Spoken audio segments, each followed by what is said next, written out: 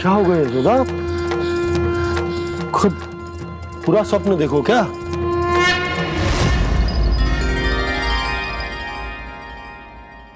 अरे वाह ना, आज तो समय से पहले ही तैयार होगा तू। तैयार तो होना ही था बाबा। इससे पहले कि राक्षस वृंदावन आकर विध्वंस करे, मुझे वन जाके उसका सामना करना है।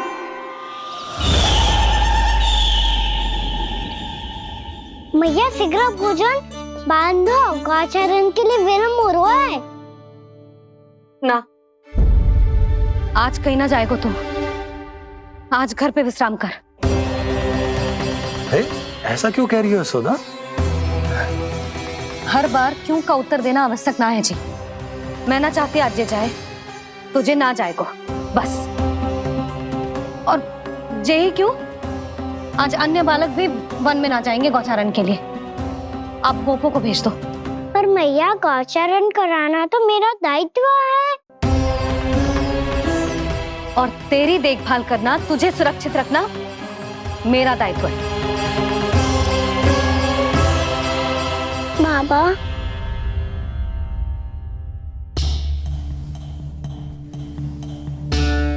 आज कछु मत बोल लल्ला। कभी कभी तेरी मैया को मना पाना मेरे बस की भी बात ना होती। आज कछु ऐसो ही दिन है। तूने देखो ना कैसे निर्णय करके बैठ गई है। इससे पहले कि वो राक्षस जगजा और वृंदावन वासियों को कोई हानि पहुंचाए, मुझे वहां पहुंचना पड़ेगा। पर कैसे?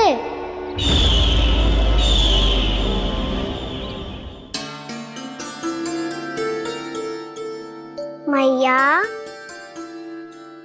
जाने दो ना, हाँ तो क्या कहेंगे सब? कान्हा ने दूसरे दिन ही छुट्टी ले ली। जिसे जो कहना है कहे। मेरे लिए तेरी सुरक्षा से अधिक महत्वपूर्ण और कछु ना है। देख लल्ला, ना जाने क्यों मेरा मन कह रहा है कि आज वन सुरक्षित ना है। इसीलिए हट मती कर। आज किसी भी मूल्य पे जाने ना दूंगी तुझे।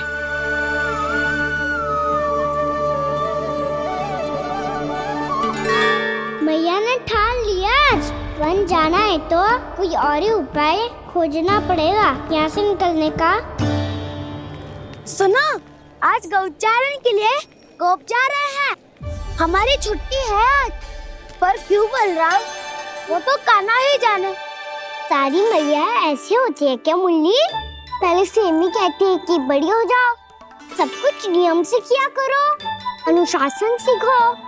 सेमी उसे तुड़वा के कहती है आपकी छुट्टी। तू चाहे जितना भी स्वांग कर ले लल्ला, कछु भी कह ले, कछु भी कर ले, मैं तो तुझे बाहर ना जाने दूंगी। वन छोड़, मैं तो तुझे चौबारे तक भी जाने की आज्ञा ना दूंगी आज। चल पी ले अब।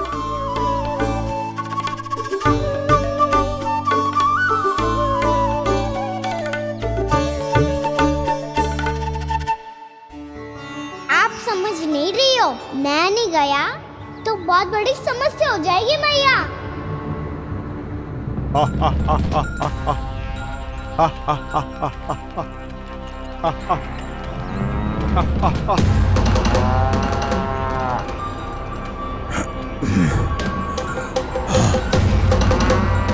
दिन निकले पूरे प्रहर बीत गया। इन गोपों में तो कोई भी बालक नहीं है, परंतु कंस ने तो कहा था कृष्ण गोपालक है।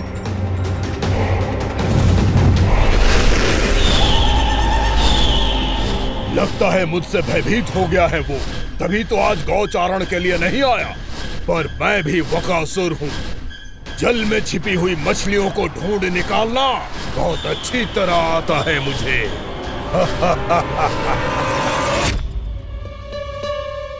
गोप और गैया संकट में है, मुझे शीघ्र ही वहाँ पहुँचने का कोई उपाय खोजना होगा। क्या सोच रहे है? शीघ्र समाप्त कर। चल सिगरेट समाप्त करके भी क्या करूंगा मैया? आप मुझे कहीं तो जाने ही दूंगी ना। जाके सिखाओं के साथ भी ना खेल सकता। वो तो है, पर मैं भी तो हूँ, मेरे साथ तो खेल सकते हो है ना? सच्ची? सच्ची। जो मैं खेल बोलूंगा वही खेल खेलोगे आप? हाँ आप मिठोली खेलते हैं? बहुत दिन हो गए।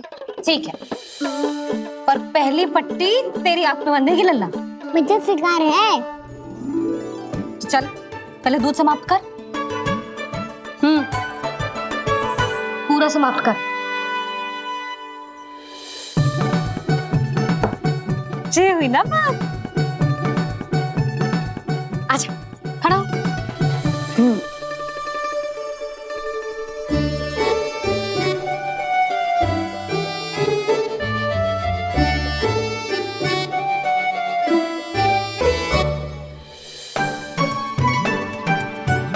कुछ दिख तो ना रहा।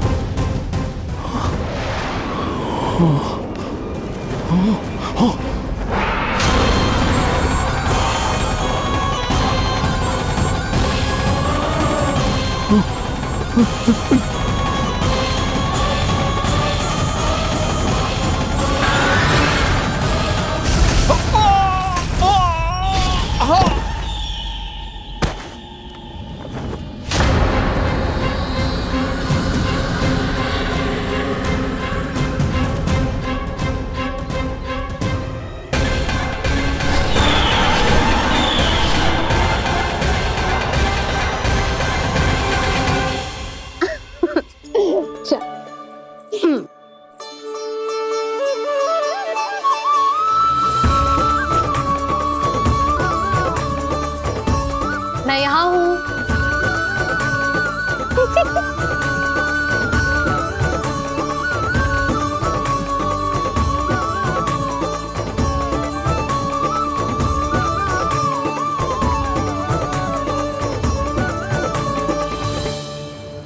इससे पहले कि वो राक्षस किसी को हानि पहुंचाए, मुझे उस तक पहुंचना होगा।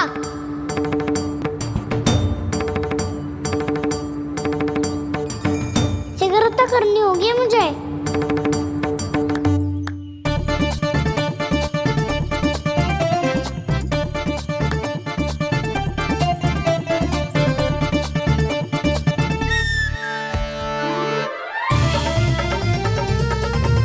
पकड़ लियो मैया, पकड़ लियो।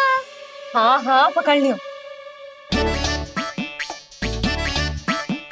पर तू तो अभी वहां था ना, यहाँ कैसे आ गया?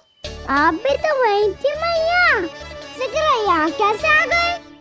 बहाना बनाने से ना बनूंगा मैं। चलो अब आपकी बारी। हाँ हाँ ठीक है।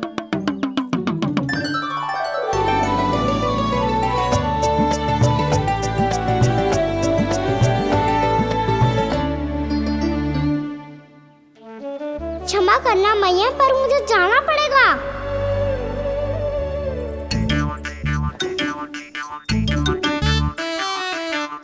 मैया पकड़ो मुझे। कहाँ है लल्ला?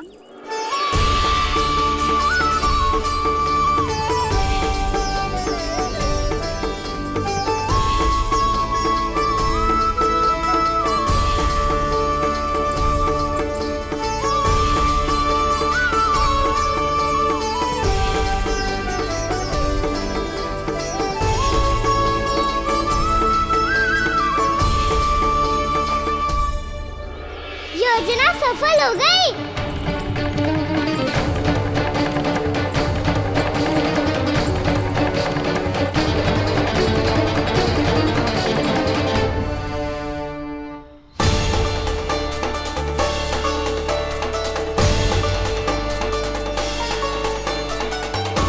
मुझे माफ करना मैया, आपको बिना बताए जाना पड़ रहा है।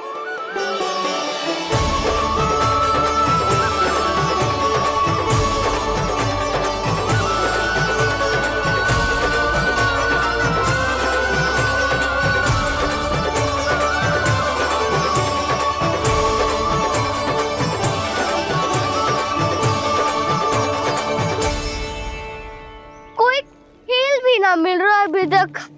कान्हा तो अभी बता दे तो। हो तो ना सुबल, वो देख।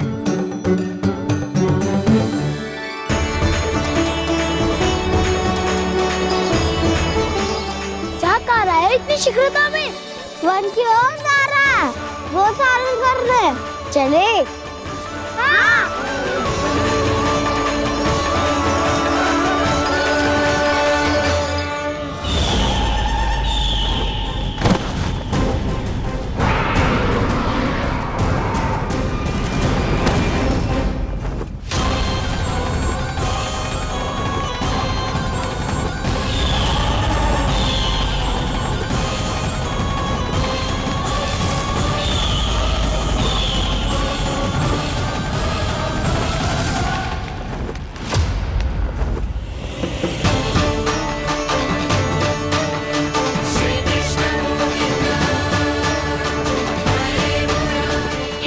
राक्षस पंछी, राक्षस पंछी।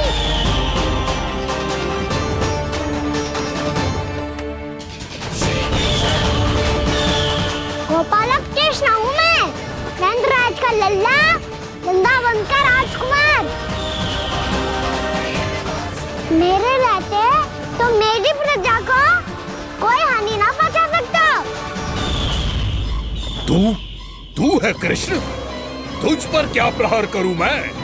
मुझे तो लगा था विष्णु की तरह तेरे एक हाथ में चक्र होगा, दूसरे में गदा, पर तू तो नन्हा सा बालक है।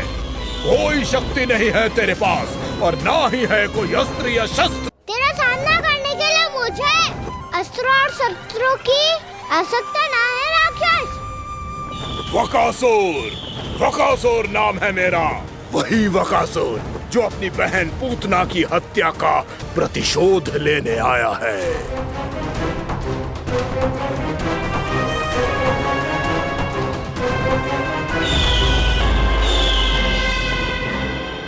जानता है, इंद्र, अग्नि, वायु, वरुण, यम या कोई भी अन्य देवता कोई मेरे समान शक्तिशाली नहीं है।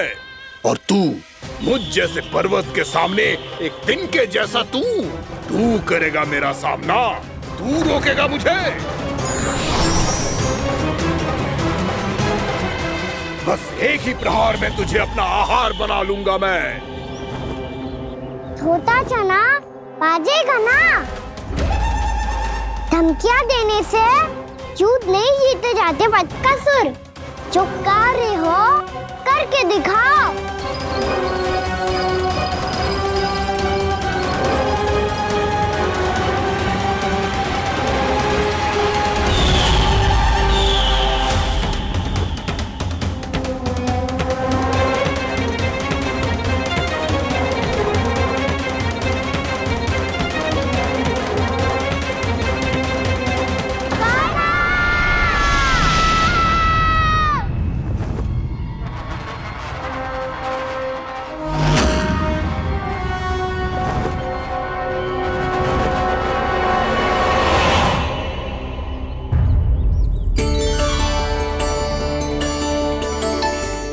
लल्ला, देख तेरी मैया थक गई है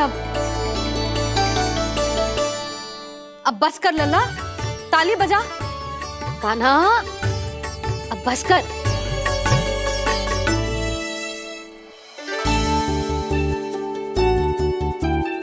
ताली बजा, ताली बजा, कोई संकेत तो दे। बता कहाँ है तू? पकड़ लिया।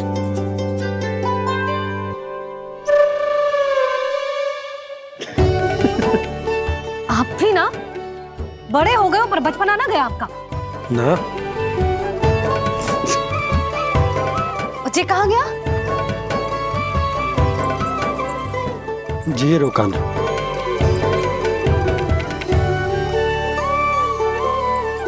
फिर से मेरे साथ छल करके भाग गए, और गए हो कहाँ? नंदराज,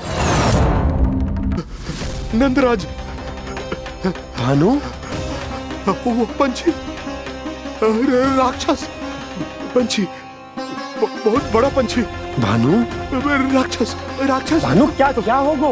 तुम बैठो, यशोदा जल लेकर आओ, बैठो।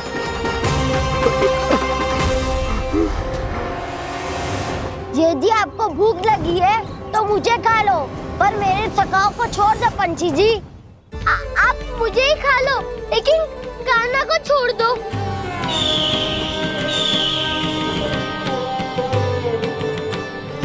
हम सबको खा लो, पर कान्हा को जीवन दान दे दो। कितनी अद्भुत है प्रभु के सखाओं की ये भावना कि सखा के प्राण को बचाने के लिए अपने प्राणों का त्याग करने को भी तत्पर हैं ये सब। देवराज, वैसे तो प्रभु क्षण भर में सब कुछ संभाल सकते हैं, पर हमें अपना कर्तव्य निभाना होगा। प्रभु की सहायता हमें करनी होगी। हाँ देवराज, प्रभु की सहायता करनी चाहिए हमें। स्वयं नारायण की कृपा है हमारे मित्र पर, उसे छोड़ दो, अन्यथा देवता तुम्हें नहीं छोड़ेंगे। पर मैं देवता के आने की प्रतीक्षा नहीं करूंगा। मेरे भाई को इसी क्षण मुक्त कर दो असुर, या फिर मेरा सामना करने के लिए तैयार हो जाओ। आवश्यकता पड़ी तो तुम्हारा उधर फाड़ के भी अपने भाई की रक्षा करूंगा मैं। तो फिर आ बालक, तुझे भी तेरे भाई के पास पहुंचा देता हूँ मैं। प्रयास करके तो देखो दोस्त, तुम्हारे चोच के टुकड़े टुकड़े ना कर दिए तो मेरा नाम भी बलराम नहीं, तो मेरा नाम भी बलराम नहीं।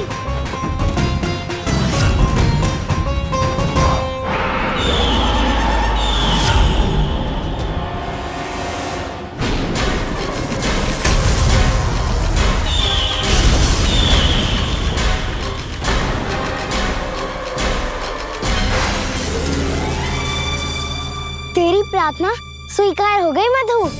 हमारे कान्हा की रक्षा करने स्वयं देवता आ गए।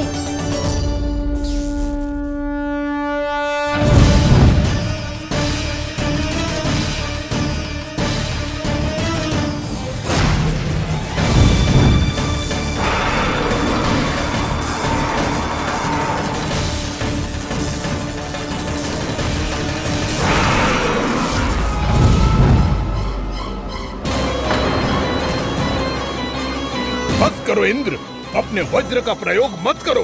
तुम्हारे प्रहार से मुझे गुदगुदी हो रही है।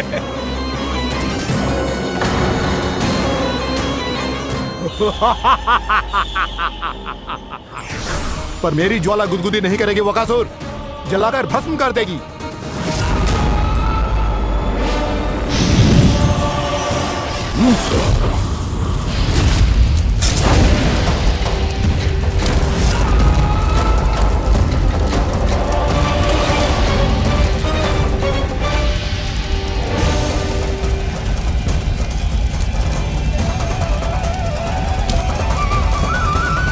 क्या बहुत बड़ो? बहुत बड़ा पंछी।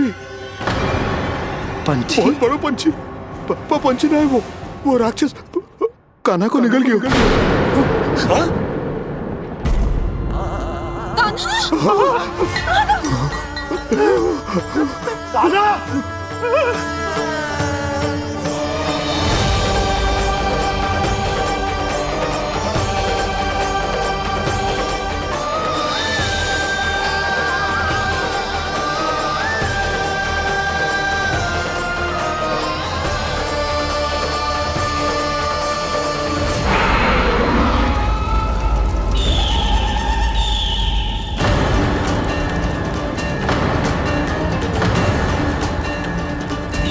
मेरे उदर की जठराग्नि भी तुम्हारी ज्वाला से अधिक तीव्र है अग्निदेव।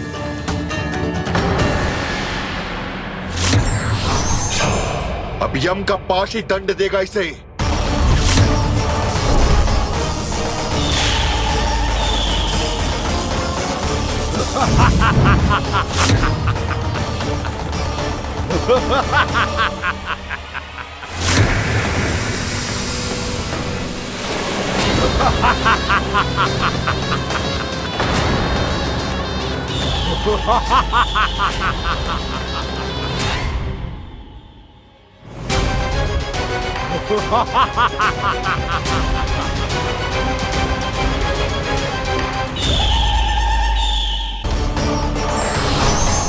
अब यम का पास ही दंड देगा इसे।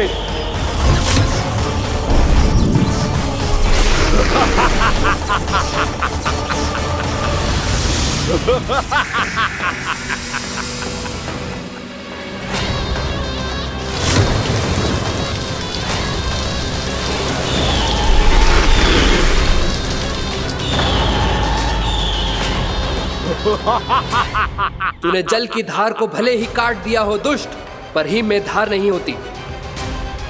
अब मेरी हिम शक्ति तुझे जमा कर नष्ट कर देगी।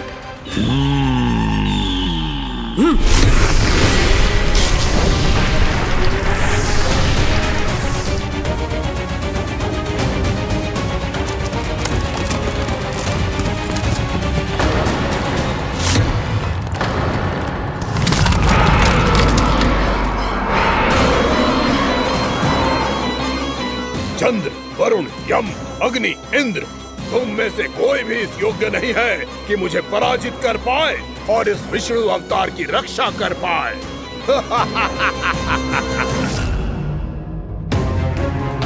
इस असुर को देवता कुछ ना बिगाड़ पा रहे हैं।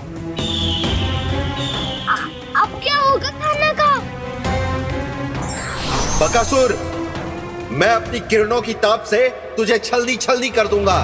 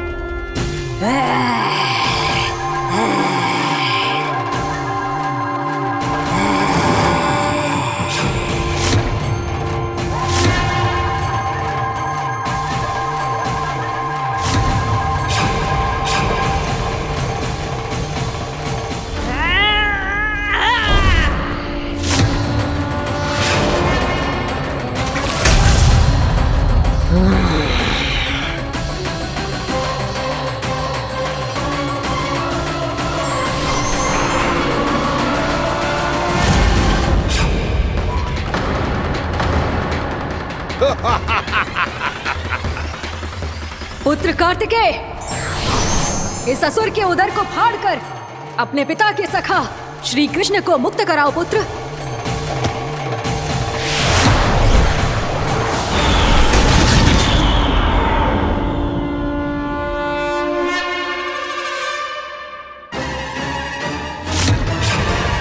मैंने कहा था, तुम में से कोई भी मेरा बाल भी बांका नहीं कर पाएगा। तुम देवताओं का तो सामर्थ्य ही क्या, स्वयं देवों के देव महादेव भी मेरा कुछ नहीं बिगाड़ पाएंगे। कृष्ण को अपने उदर में ही पचा जाऊंगा मैं।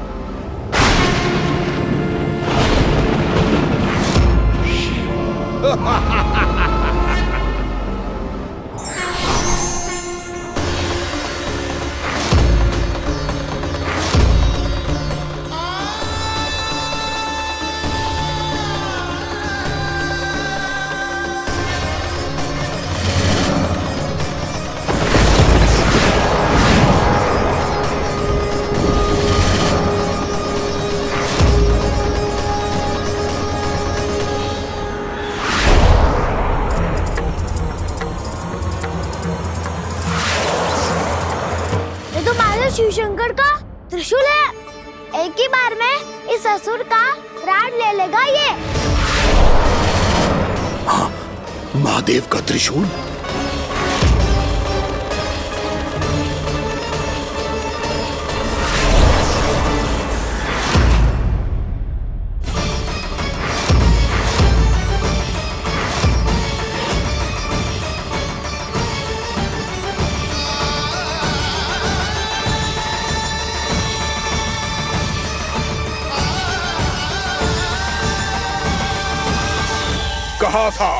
कहा था मैंने, स्वयं महादेव भी मेरा कुछ नहीं बिगाड़ सकते। अजय हूं मैं, अजय।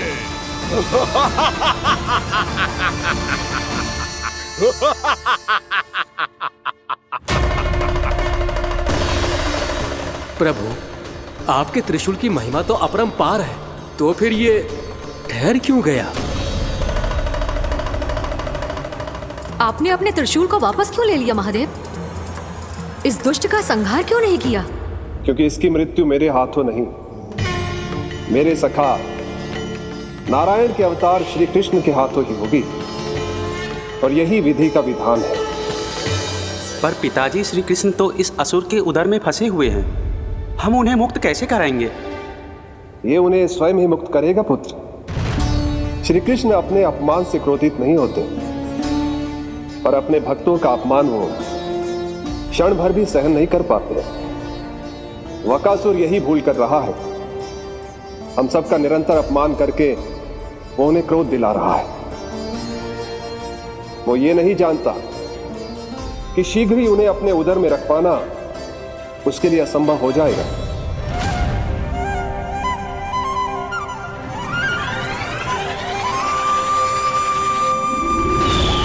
क्या हुआ महादेव, पराजित होकर भी मुस्कुरा रहे हैं? पर अब तो महादेव कहलाने के भी योग्य नहीं रहे आप। असफल देवताओं की इस अयोग्य सेना को लेकर चले जाइए यहाँ से। ना ये मेरा सामना कर सकते हैं और ना ही आप। मेरी शक्ति के सामने आप अक्षम हैं महादेव।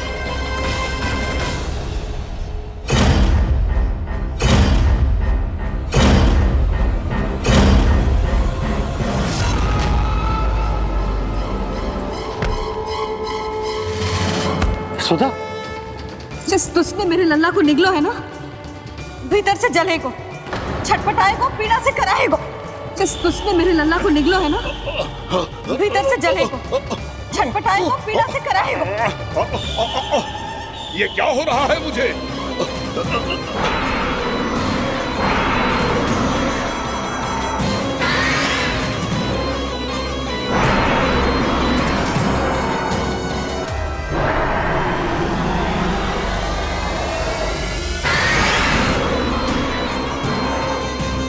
मुझे ऐसा क्यों लग रहा है जैसे भीतर से जल रहा हूं मैं? ये क्या हो रहा है मुझे?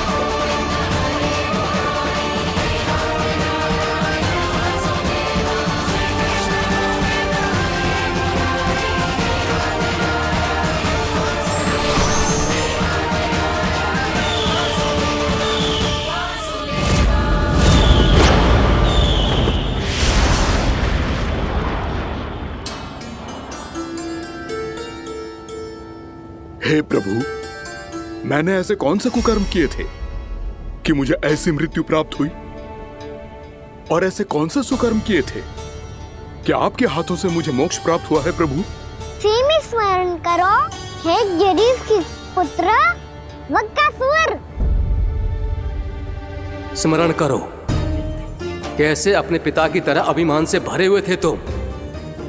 स्मरण करो, कैसे हमें पराजित करने के लिए पूरी सृष्टि को संकट में डाल दिया था तुमने, और हमें विवश होकर पराजय स्वीकार करनी पड़ी थी। स्मरण करो, कैसे तुमने देवराज इंद्र का छत्र चुरा लिया था। पर यह सब भी पर्याप्त नहीं था वक्कासुर। तुम्हारे पापों का घड़ा तब भरा था जब तुमने देवी गंगा के जल में साधना करते हुए जजाली मुनि की तपस्या में व्यवधान डाला था।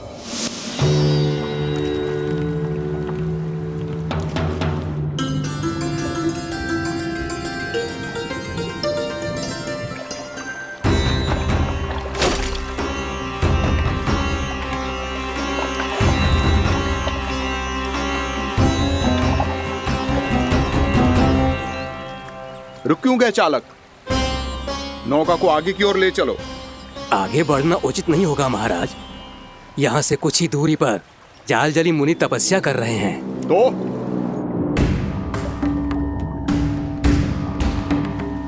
मेरे मत्स्य आखेट के क्षेत्र में इसने तपस्या करने की भूल की है। मेरे ही राज्य में मेरा कोई क्षेत्र मेरे लिए वर्जित हो, यह मुझे स्वीकार नहीं है। आपने पर्याप्त मत्स्य आखेट कर लिया है महाराज। यदि तुम इन मछलियों का आहार नहीं बनना चाहते हो, चुपचाप मेरी आज्ञा मानो। क्षमा, क्षमा महाराज।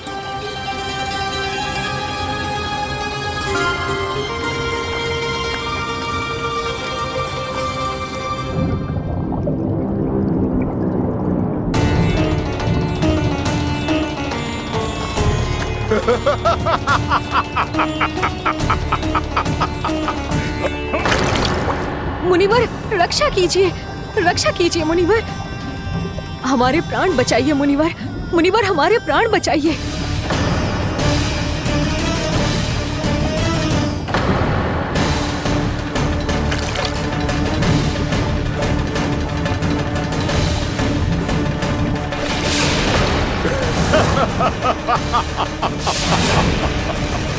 ठहर जाओ असुरराज, इन मछलियों को हानि ना पहुंचाओ। क्यों मुनि? अब मछलियां पकड़ने के लिए मुझे तुमसे आज्ञा लेनी पड़ेगी। तुमने तपस्या करने से पहले किससे आज्ञा ली थी? मां गंगा से, इस जल में रहने वाली सभी मछलियों से। इस उपकार के बदले इन सभी मछलियों को रक्षा करने का वचन दिया था। इसीलिए असुरराज, मैं शांति से कह रहा हूं, इस स्थान को अशुद्ध ना करो। चुपचाप यहां से चले जाओ, नहीं तो इसका परिणाम अच्छा नहीं होगा।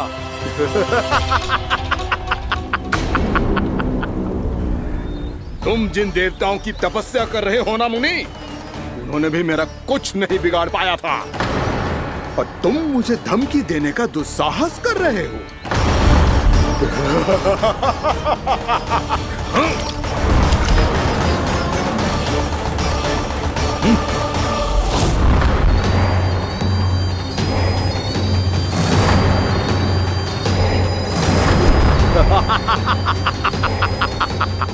मूर्ख, विचारों से तो तू राक्षस है ही, और स्वभाव से उस बगुले की तरह है जो भूख ना होने पर भी उन निर्दोष मछलियों को आहार बनाता रहता है। इसलिए अभी इसी क्षण से तू वकुला का जीवन जिएगा। ये मेरा श्राप है, ये मेरा श्राप है।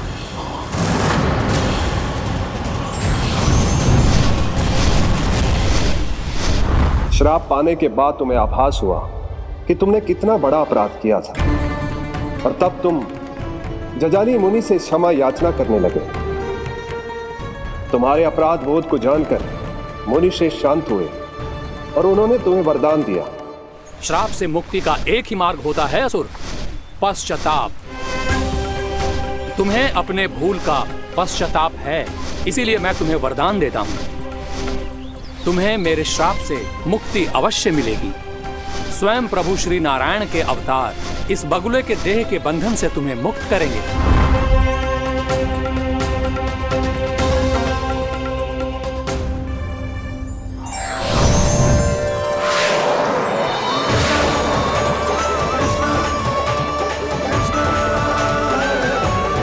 प्रणाम स्वीकार करें प्रभु।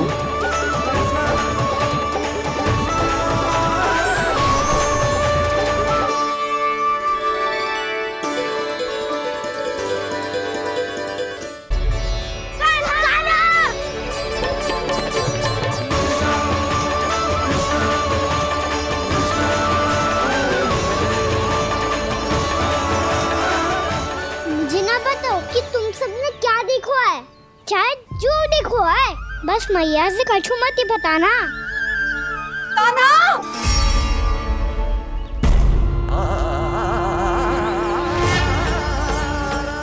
कान्हा! मेरा लल्ला!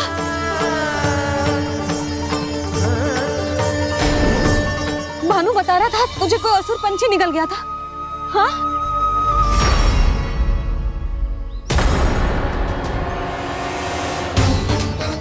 हे नारायण, ये क्या है?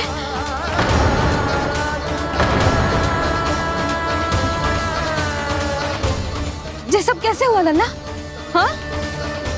कोई बताएगा मुझे ये क्या है?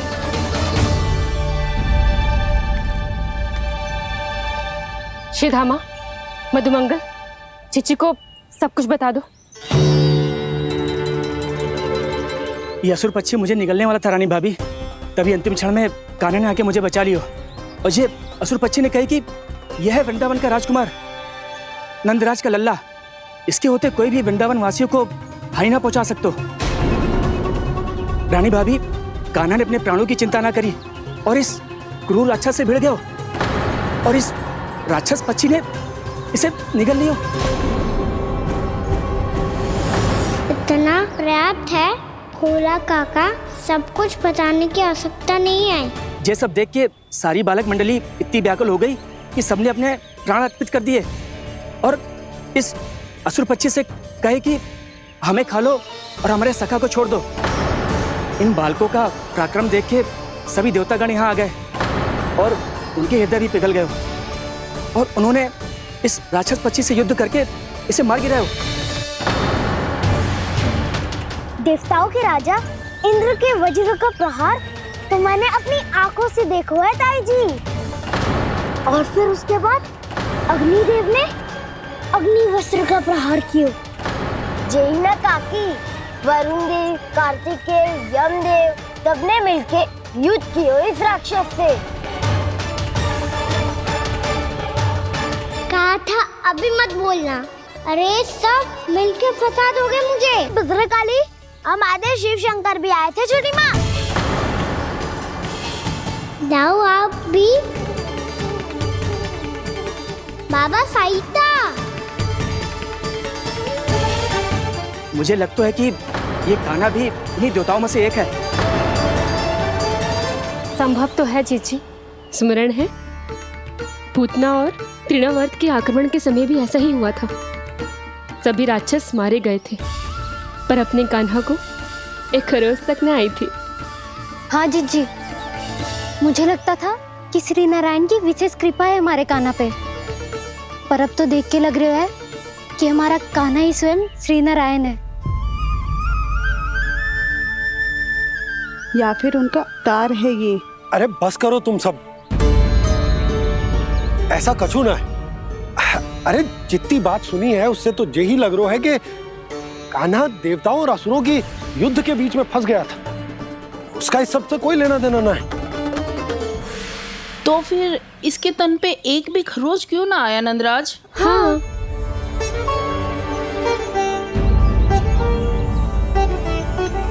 है काकी, खरच तो है। दिखा लल्ला। भैया बात पीड़ा आ रही है, कुछ करो ना। चिकोपिया भी ना अति करती है। श्री नारायण का अवतार हो तो इतनी तनिक सी खरोच पे ऐसे रो तो क्या? बस बहुत होगा। अब तो तुम सबने सीमा ही पार कर दी है। कभी से श्री नारायण बुलाते हो, कभी श्री नारायण का अवतार। तनिक कछु हो ना जाता है कि तुम सब कहानियां बुनने लगती हो। जे बस साधारण सा बालक है, मेरा लल्ला है जे, इसे भगवान मत ही बनाओ।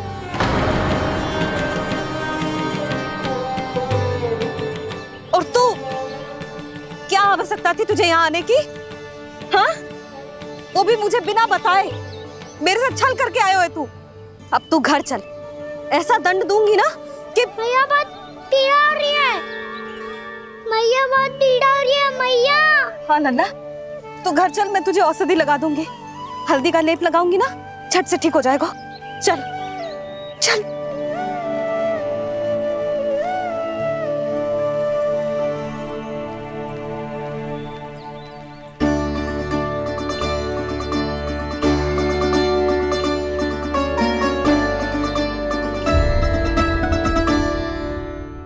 बहुत पीड़ा हो रही है मैया।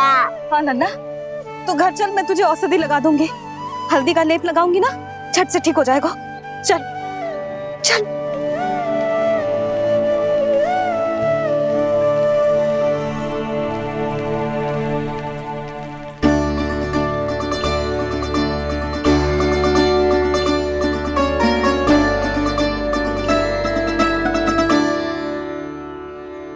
बस नन्ना बस, रो मत। चल चल चल, आजा। अभी औषधि लगाऊंगी ना, तेरी सारी पीड़ा लुप्त हो जाएगी। आजा आजा, बैठ जा नन्ना। अभी आई मैं। हाँ,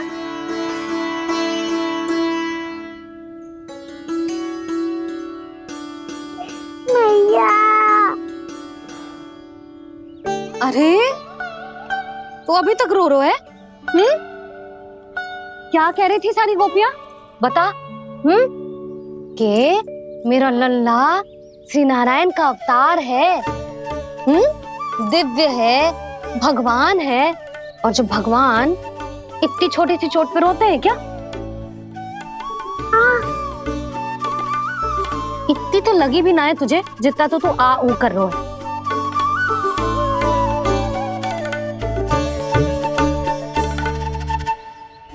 आओ ना, करूंगो। आप ऐसा दुलार थोड़ी करोगी।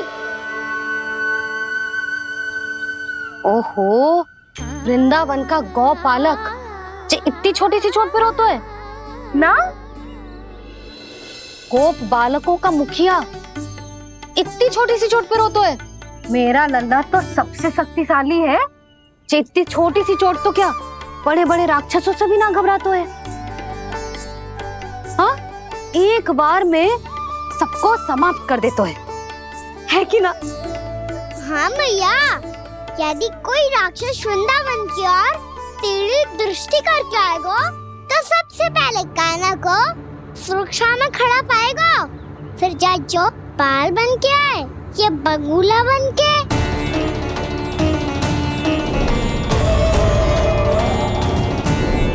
ना लल्ला, सोचो भी मती।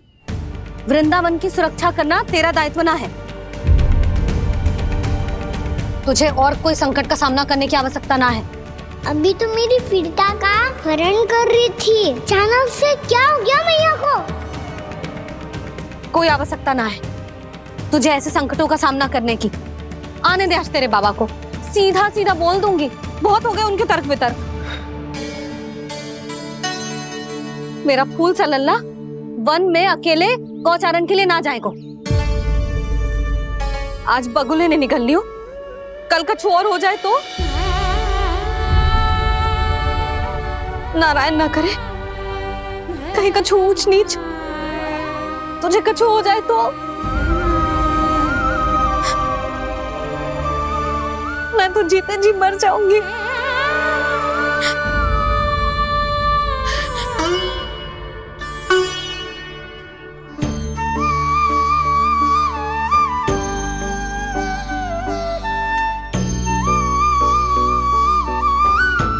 वीर लल्ला की वीर मैया इतनी सी बात तो रोती है क्या? क्या करूं कान्हा, तुझे ऐसे बार बार संकट के मुंह में जाते हुए ना देख सकती मैं। तो फिर मैया मैं वचन देता हूँ, आज के बाद मैं गौचारण के लिए तभी जाऊंगा जब आप आज्ञा दोगी। पक्का? छल ना करेगा ना मेरे साथ? मैंने कब छल करो मैया? अच्छा ठीक है, ना करूँगा छल।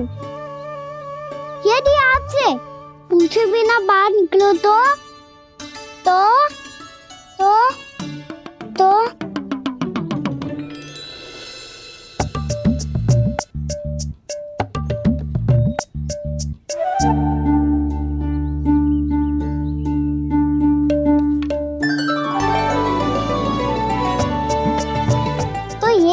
की छड़ी और ये रही मेरी पीठ।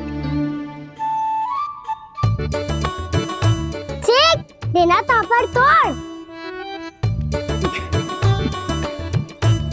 ठीक है, जब तूने अपना दंड निर्धारित कर ही लियो है तो सोच ले, अब अगर तूने मेरी बात ना मानी तो तोड़ तोड़ छड़ी पड़ेगी, समझ आई?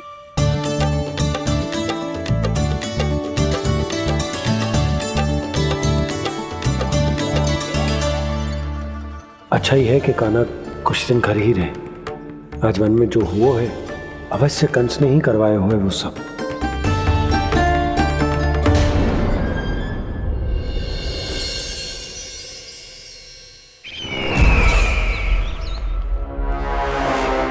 आपका ये धनुष तो सबसे अधिक शक्तिशाली था महाराज, ये कैसे टूट गया? कहीं ये बकासुर की पराजय का संकेत तो?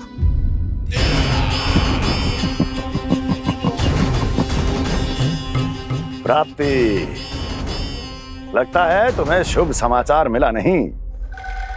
उस बकासुर ने उस विष्णु अवतार को जीवित ही निगल लिया है। अरे अब तक तो उस नन्हे से बालक को पचा भी चुका होगा वो। उसके तन में रक्त बनकर वो विष्णु अवतार और उसकी शक्तियां दौड़ रही होंगी। क्षमा कीजिए महाराज। क्षमा कीजिए। इस अशुभ से मुख से शुभ समाचार आने दो। माथे के बल को ढीला करो, चेहरे पर मुस्कान लाओ और कहो, महाराज, वृंदावन में मातम फैल चुका है।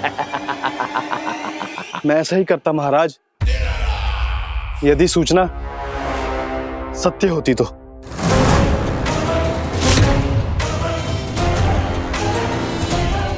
कहना क्या चाहते हो? एक क्षण में सूचना उगलो, अन्यथा मेरा योद्धा बकासुर विष्णु अवतार की तरह तुम्हें भी जीवित निकल जाएगा। आने दो। बकासुर मारा गया महाराज, बकासुर मारा गया महाराज, बकासुर मारा गया। बकासुर मर चुका है? असंभव। असंभव। बकासुर ने उस बालक को निगल तो लिया था, पर उसकी सुरक्षा करने के लिए सभी देवता वहां प्रकट हो गए, पर फिर भी कोई बकासुर का सामना नहीं कर पाया। और फिर क्या हुआ?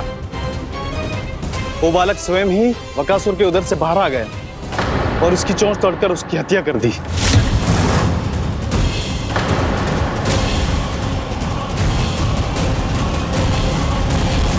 वन में बकासुर की चोंच टूट गई और यहाँ आपका ये धनुष।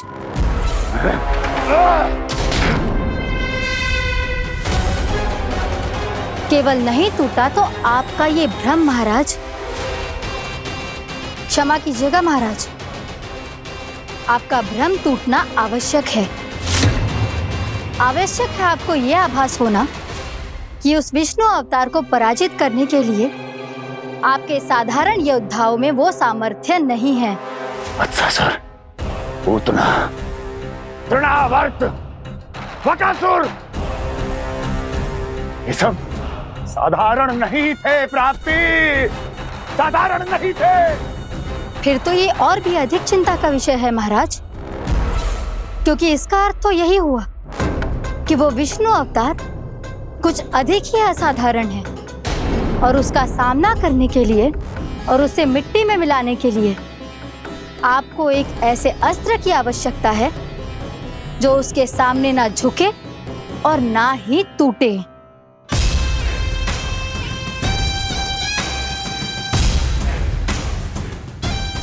तो फिर मैं ऐसा ही असतर ढूंढूंगा, चाहे आकाश पाताल एक क्यों ना करना पड़े मुझे, 10 दिशाएं 14 भुवन क्यों ना नापने पड़े मुझे। मैं उस असतर को अवश्य ढूंढ निकालूंगा जो उस विष्णु अवतार के प्राणों की डोरी इस धनुष की तरह तोड़ सके।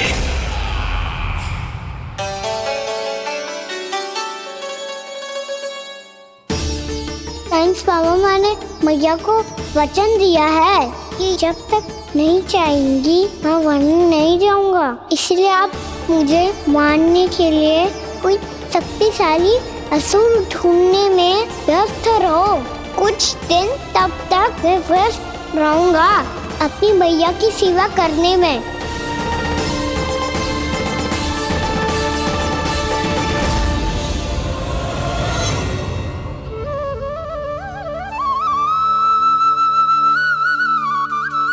लो मैया, तुलसी जी को चढ़ाने के लिए जल।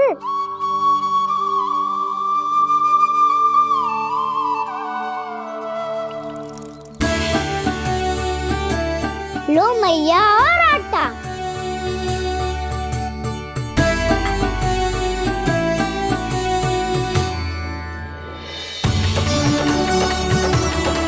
लो मैया, बेलन।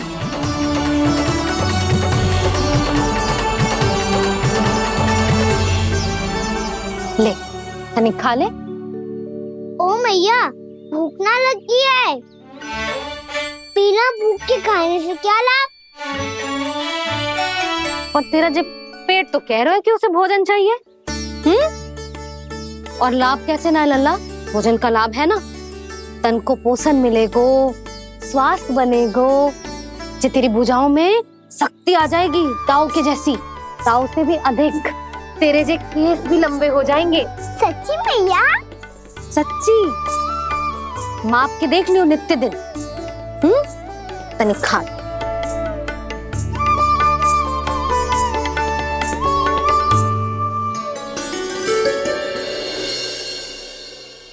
मान के मैया का कहना, छक के भोजन खाते हैं,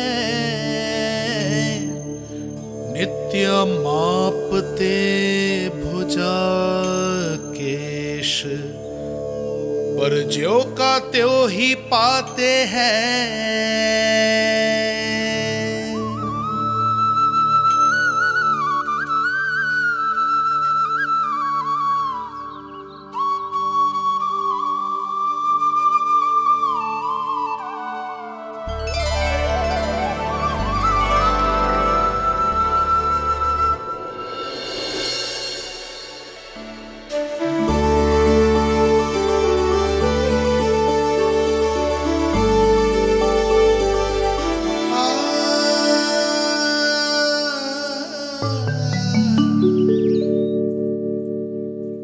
ले लल्ला, फल खा ले।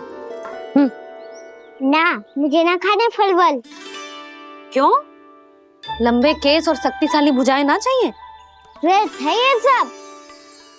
पिछले 10 दिनों से देख रहा हूँ, ना केस लंबे हुए हैं, ना भुजाएं शक्तिशाली बनी है। 10 दिन में कछु ना होने वाला।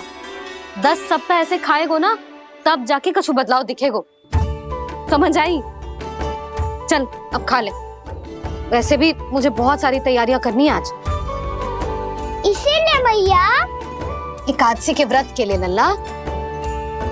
सुनो जी, सारी सामग्री आ गई? हाँ, तुमने जो कही थी सब ले आए हूँ।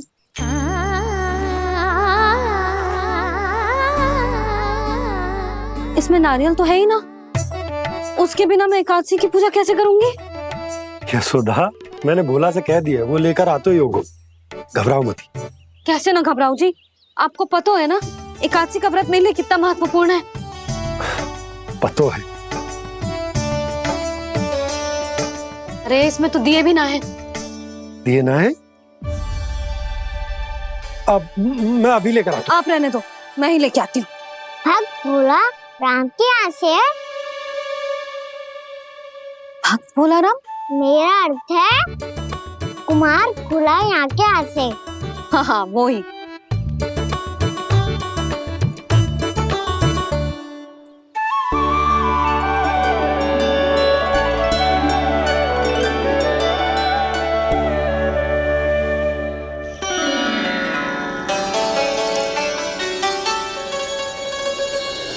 श्री हरि, श्री हरि, मेरे श्री हरि।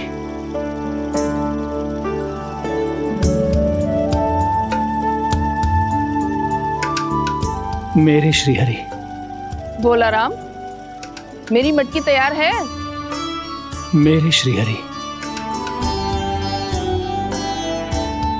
मेरे श्रीहरि।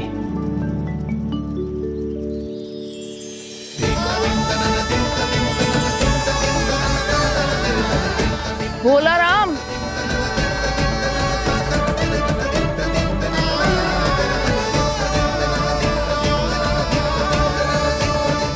भोला काका, ओ भोला काका।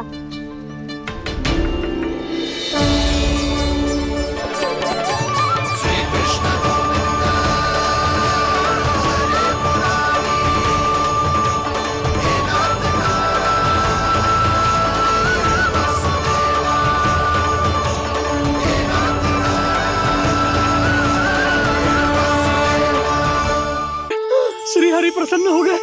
मेरे श्री हरि आ गए, मेरे भगवान आ गए। मेरे श्री हरि आ गए, मेरे भगवान आ गए। मेरे श्री हरि आ गए, मेरे भगवान आ गए। मेरे श्री हरि आ गए, मेरे भगवान आ गए।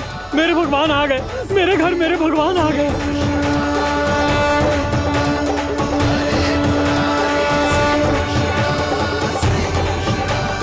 मेरे घर आ गए, मेरे श्री हरि आ गए। हाँ, मेरे श्री हरि आ गए। जे तो बावले थे ही, अब बालकन को भी साथ में मिला लिए। उज्जवल क्या कर रहा है? अरे ठहर जा भोला।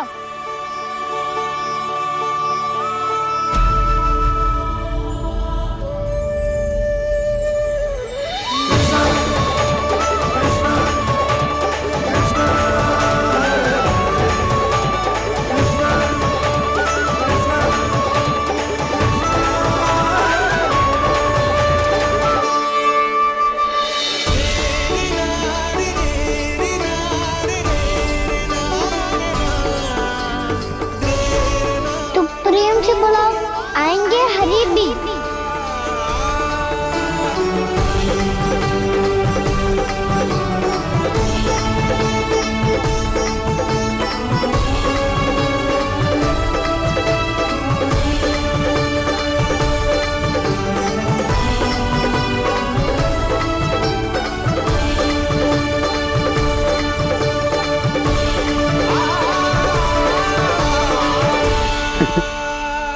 क्या वो गाना?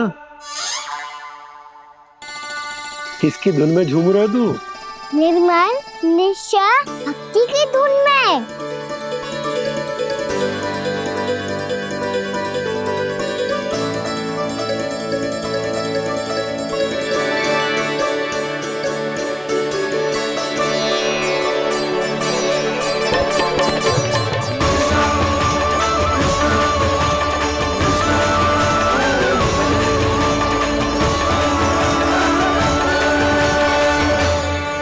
अरे क्या हो गया इन्हें?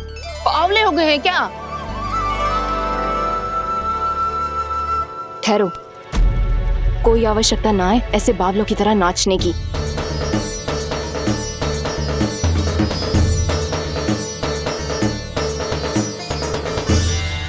बावले ना है मौसी, भक्ति में रम गए। बस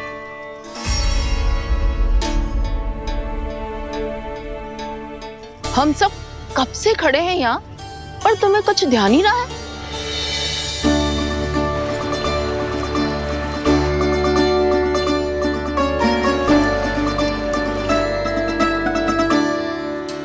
नाच गाने में ऐसे मगन हुए कि हमें देखा भी ना। मुझे नाचते हुए देख मेरे श्री हरि को इतना आनंद आ रहा था कि मैं अपने आप को रोक नहीं सका। और वैसे भी मेरे जन्म का एकमात्र उद्देश्य है श्री हरि की सेवा करना, श्री हरि को प्रसन्न करना। तुम बावले हो भोला राम, या हमें बावला बना रहे हो? श्री हरि और तुम्हें देख रहे हैं? हाँ, अभी वो यहीं थे, देख रहे थे। भोला काका, आपने भी ना अति कर दी। अब हमें भी बताओ तनी, कहाँ थे श्री हरि?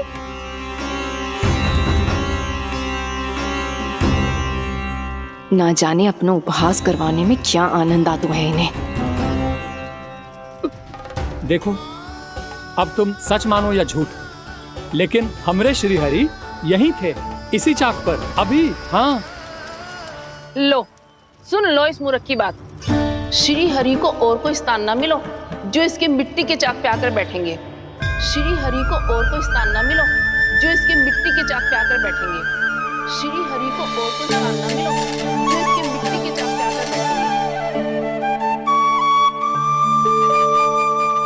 जैसी मैया भैंसो ही लल्ला, दोनों का कुछ पता ही ना चल तो कब किस बात पर प्रसन्न हो जाए और किस बात पर रुष्ट। अरे मैं भला असत्य क्यों बोलूंगा? अभी अभी यही थे श्री हरि। हाँ,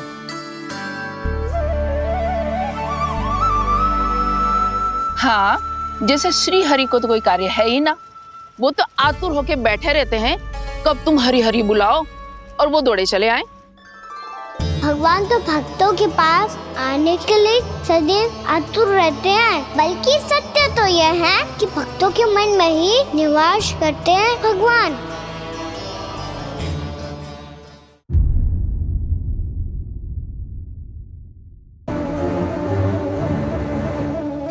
पर इसे तो मैंने भट्टी में पकाया था। अब तू ही देख ले कितना ध्यान रहता है इस कार्य पे। और कह तो है कि श्री हरि आते हैं इससे मिलने। हाँ, आते हैं और आगे भी आएंगे हमारे श्री हरि हमसे मिलने। और आके मोक्ष देंगे, है ना? मांगूंगा तो मोक्ष भी दे देंगे, मांगूंगा तो मोक्ष भी दे देंगे, मांगूंगा तो मोक्ष भी दे देंगे। अभी तो ये बता कि तू मुझे मेरी मटकी कब देगो? और मेरी मांग कब पूरी करोगे भोला राम जी? मेरो घड़ा मेरे दिए तो तैयार है ना? कल एकादशी की पूजा और व्रत के लिए। एकादशी का व्रत? हाँ, एकादशी का व्रत। इसे करने से श्री हरि बहुत प्रसन्न होते हैं। अच्छा, फिर तो अभी लाया।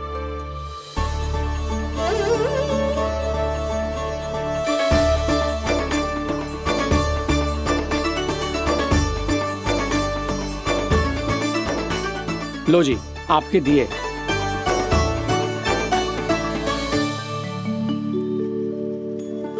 और जो हमने मांगा है वो? बाकी सब शेष द्वादशी के दिन मिलेगा, क्योंकि कल मैं भी एकादशी का व्रत रखूंगा, क्योंकि कल मैं भी एकादशी का व्रत रखूंगा, क्योंकि कल मैं भी एकादशी का व्रत रखूंगा।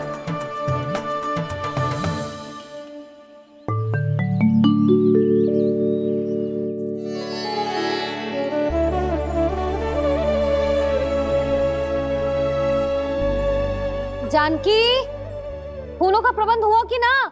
हाँ भाभी, जे रहे। सदैव विलंब कराती है। पर भाभी इस बार तो फूल समय से ही लाई थी।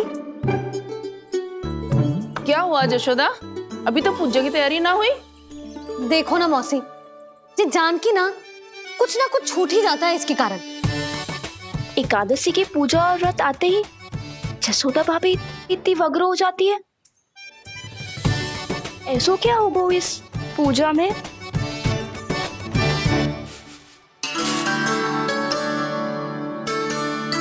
ये थाली में रोली चंदन रखने से, दिया जलाने से के होगो? आपको पता भी है एकादशी का व्रत क्यों रखते हैं? क्या महत्व है इसका?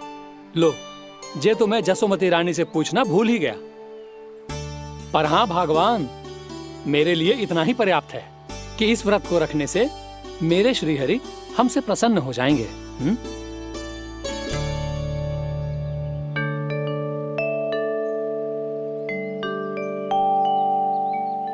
नारायण ही जाने ऐसे कैसे पूजा करते हैं जे श्री हरि की एक मूर्ति तक ना है इनके पास।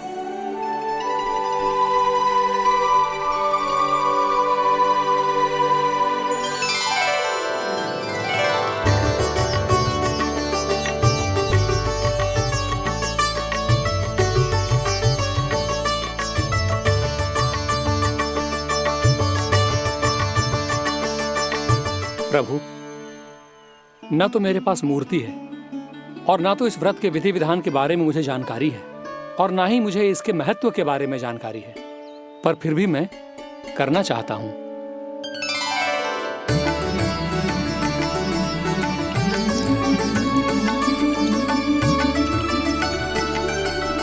इसीलिए मैं दृढ़ संकल्प लेता हूं,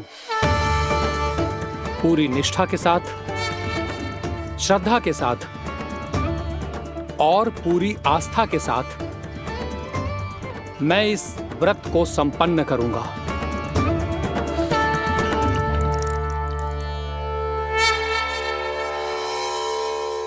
हम संकल्प लेते हैं कि एकादशी के व्रत को पूरी निष्ठा के साथ संपन्न करेंगे।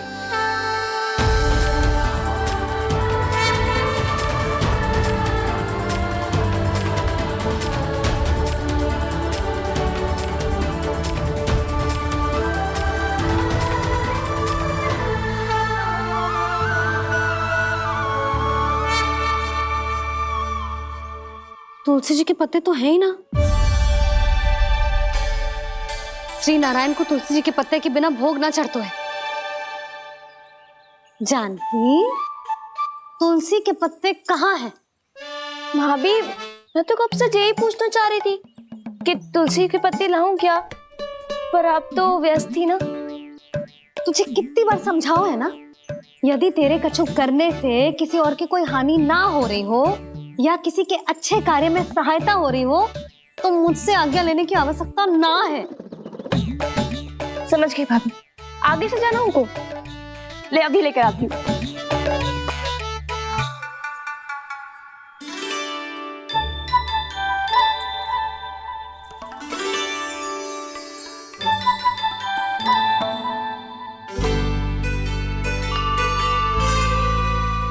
ताऊ, आपने पहले ये व्रत करो है? आपको इसका महत्व पता है? भाभी चलो। जानकी, तुमने ये व्रत करो है? फिर तुमको इसका महत्व पता है? सुमति जी, आपको पता है इसका महत्व? कान्हा, क्यों तंग कर रहे हो सबको? मैया, सबने करो ये व्रत, मुझे भी करना है।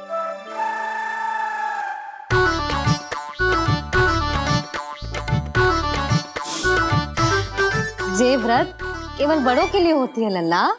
जब आप ये व्रत कर सकती हो, बाबा कर सकते हैं, ये सारी गोपियां कर सकते हैं, वो भी कर सकते हैं, तो मैं क्यों ना कर सकता? क्योंकि तू कल तक भूखा ना रह पाएगा लल्ला। जब भक्त रह सकते हैं, फिर मैं क्यों नहीं रह सकता? मेरा अर्थ है कि नारायण के भक्त मैया। मैया, मान जाओ ना, मुझे करने दो ना ये व्रत। अपनी लल्ला पे आप विश्वास ना है आपको? विश्वास है। अच्छा ठीक है, तू भी कर ले।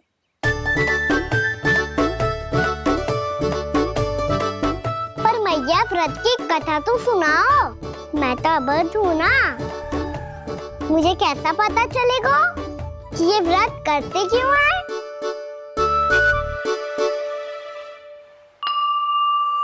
प्रभु, मुझ अबोध को कैसे पता चलेगा कि इस व्रत का क्या विधि विधान होता है और क्यों रखा जाता है और इसका महत्व क्या होता है? मुझे तो आप ही बता सकते हैं प्रभु। जब व्रत कर रहे हैं तब उसका महत्व भी पता होना चाहिए ना। बताओ ना मैया, क्यों रखते एकादशी का व्रत? इसके लिए तो तुझे एकादशी की कथा सुननी होगी। सुनेगो ना?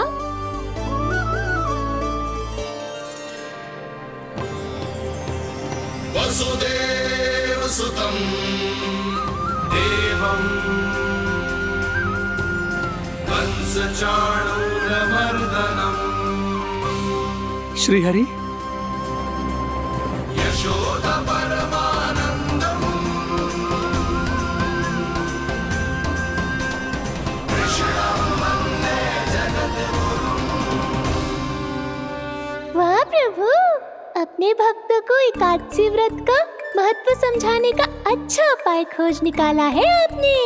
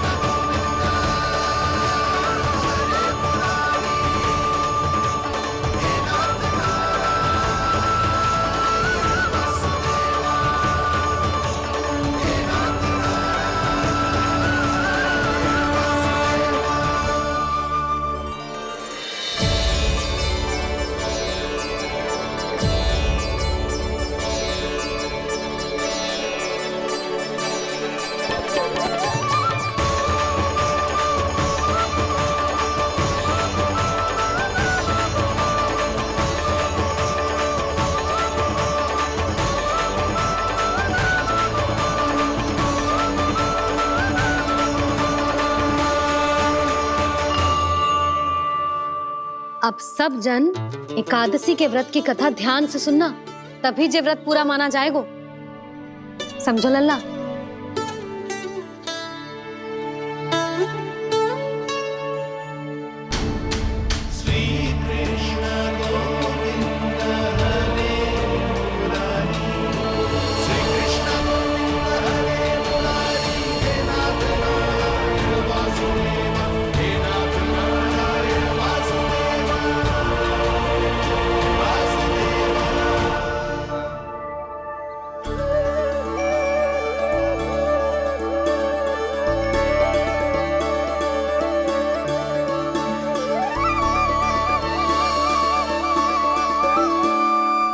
सतयुग में चंद्रावती नाम के नगर में मूरा नाम का एक असुर राज्य करता था। ओम ब्रह्मदेवाय नमः। ओम ब्रह्मदेवाय नमः। ओम ब्रह्मदेवाय नमः। ओम ब्रह्मदेवाय नमः।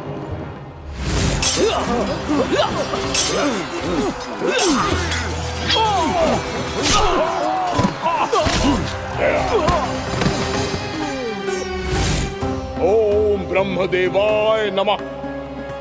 ओम ब्रह्मदेवाय नमः। जब उसने देवताओं के हाथों असुरों की पराजय देखी, तब वो वरदान पाने के उद्देश्य से ब्रह्मा जी की तपस्या करने चला गया।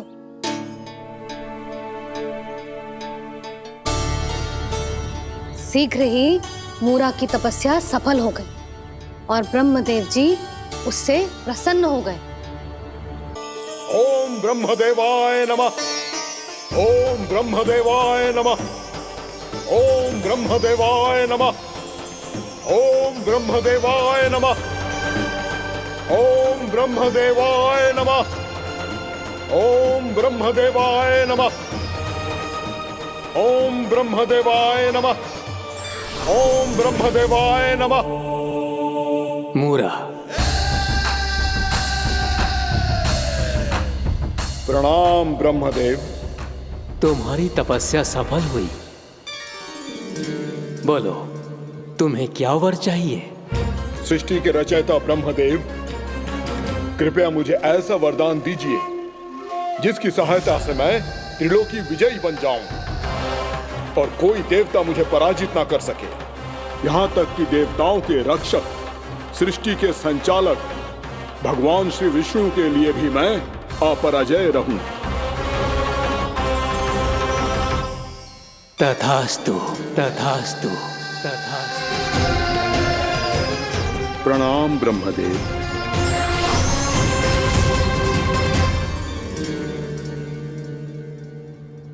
ऐसा वरदान पाकर मूरा बहुत अभिमानी होगा। यक्षों, किन्नरों, यहाँ तक कि देवताओं को भी युद्ध के लिए ललकारने लगा, पर किसी ने भी उसकी ललकार को स्वीकार ना करो, क्योंकि सभी उसकी शक्ति से बहुत भयभीत थे और उसके सामने युद्ध किए बिना ही अपनी पराजय स्वीकार करने लगे और फिर दंभ में आके उसने स्वर्ग लोक पर भी आक्रमण कर दिया और देवराज इंद्र तक को चुनौती दे डाली।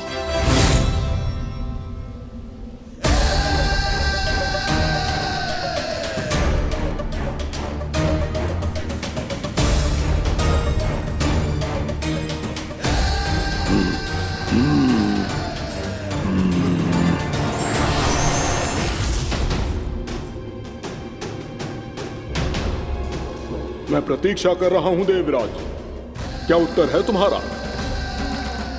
मुझसे युद्ध करोगे या फिर बिना लड़े ही पराजय स्वीकार कर मेरे अधीन हो जाओगे और सौंप दोगे मुझे अपना ये स्वर्ग लोक? सारी शक्ति तुम्हारे मुख में है या कुछ बाहुबल भी है तुम्हारे पास? मैं तुम्हारी चुनौती स्वीकार करता हूं मूरा। मैं तुम्हारी चुनौती स्वीकार करता हूं मूरा।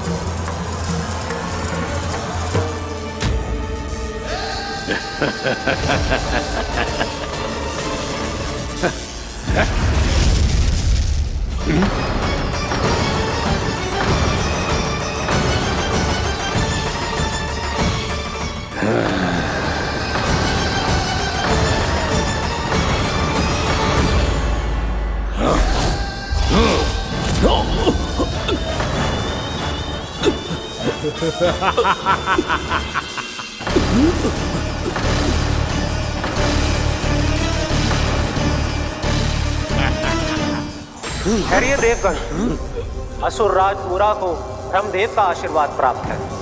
आप में से कोई भी इन्हें पराजित नहीं कर पाएगा।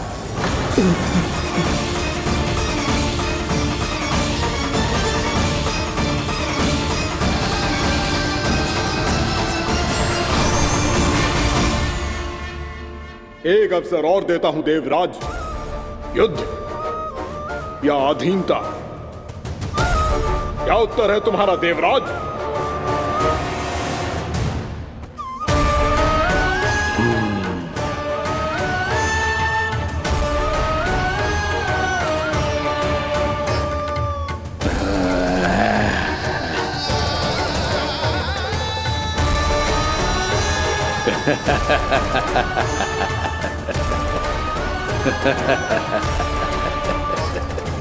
इंद्र और सभी देवताओं ने मूरा के आतंक में आके उससे भयभीत होके अपना सिंहासन छोड़ दियो। अब मूरा स्वर्ग का अधिपति बन गयो और शीघ्र ही उसने अन्य सभी असुरों को स्वर्ग में निवास करने के लिए आमंत्रित कर दियो। और इस प्रकार से वो धीरे धीरे तीनों लोकों का सम्राट बन गयो। उसे किसी ने रोका नहीं मैया? ना लल्ला, इतना साहस किसी में था ही ना। और फिर ये निश्चित करने के लिए कि भविष्य में किसी और असुर की मृत्यु ना हो, वो यमराज पे भी विजय प्राप्त करने के लिए यमलोक की ओर प्रस्थान कर दियो।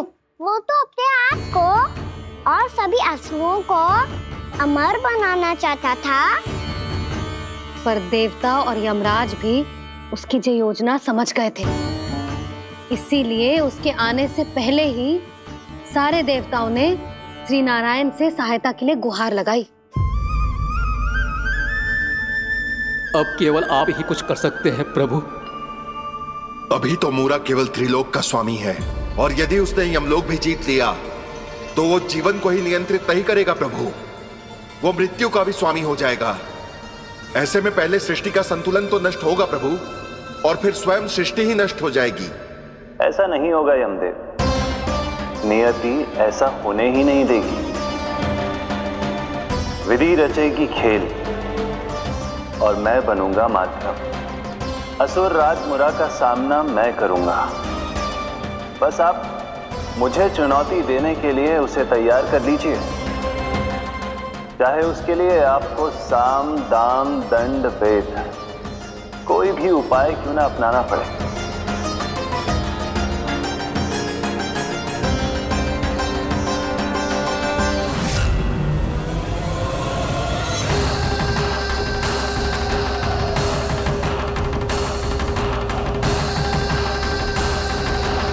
आप तो मेरी प्रतीक्षा में पहले से ही खड़े हैं यमदेव।